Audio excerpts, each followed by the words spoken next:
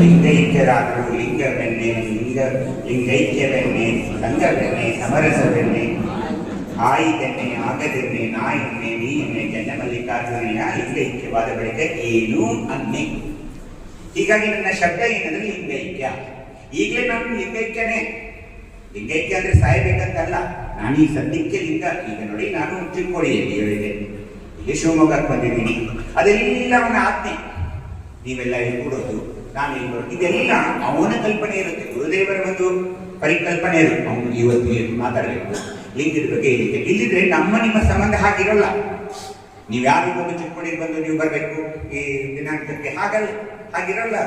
ನಮ್ಮ ಒಂದು ಬಸವ ಧರ್ಮದಲ್ಲಿ ಏನಿದೆ ಅಂದ್ರೆ ಎಲ್ಲರನ್ನ ಕೂಡಿಸೋ ಶಕ್ತಿ ಅದಕ್ಕೆ, ಬಸವ ಶಕ್ತಿ ಅದೊಂದು. ಹೀಗಾಗಿ ನಮ್ಮ ಲಿಂಗಾಯತ ಅಂತೀವಿ, ಆದ್ರೆ ಹಾಗಲ್ಲ. ಲಿಂಗಾಯತ ಅಂದ್ರೆ ಅಂಗಕ್ಕೆ ಲಿಂಗದ ಆಗಮನ ಯಾವಾಗ ಆಗ್ಬೇಕು? ಅಂಗಕ್ಕೆ ಲಿಂಗ ಯಾವಾಗ ಆಗಮನ ಆಗ್ಬೇಕು? ಹೇಳ್ತಾ ಇದ್ದೀನಿ, ಕರೆಕ್ಟ್ ಹೇಳಿ. ಗರ್ಭಧಾರಣೆಯಲ್ಲಿ ನಾವೀಗ ಗರ್ಭ ಸಂಸ್ಕಾರ.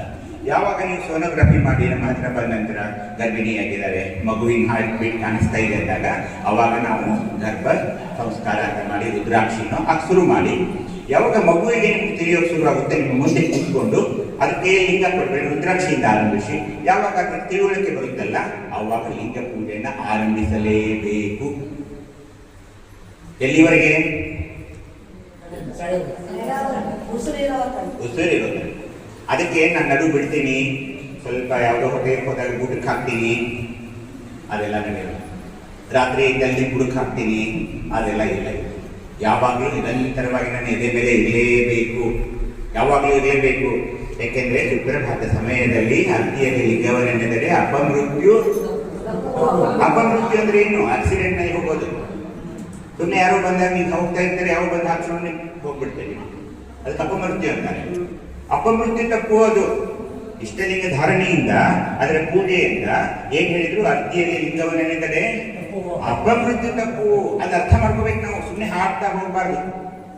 ನನಗೆ ಅಪಮೃತ್ಯು ಬರಬಾರ್ದು, ನನ್ನ ಮಕ್ಕಳಿಗೆ ಬರಬಾರ್ದು, ನನ್ನ ಕುಟುಂಬದವ್ರಿಗೆ ಬರಬಾರ್ದು, ನನ್ನ ಸಮಾಜಕ್ಕೆ ಬರಬಾರ್ದು ಅಂದ್ರೆ, ಅಪಮೃತ್ಯು ಬರಬಾರ್ದು ಅಂದ್ರೆ ಎಲ್ಲರೂ ಇಷ್ಟಲಿಂಗ ಪೂಜೆಯನ್ನ ಮಾಡಿಕೊಳ್ಳಲೇಬೇಕು. ಯಾವಾಗ? ಸುಪ್ರಭಾತ ಸಮಯದಲ್ಲಿ. ಹಾಗೆಯೇ ನೀವು ಹೇಳಿದ ಹಾಗೆ ಗರ್ಭ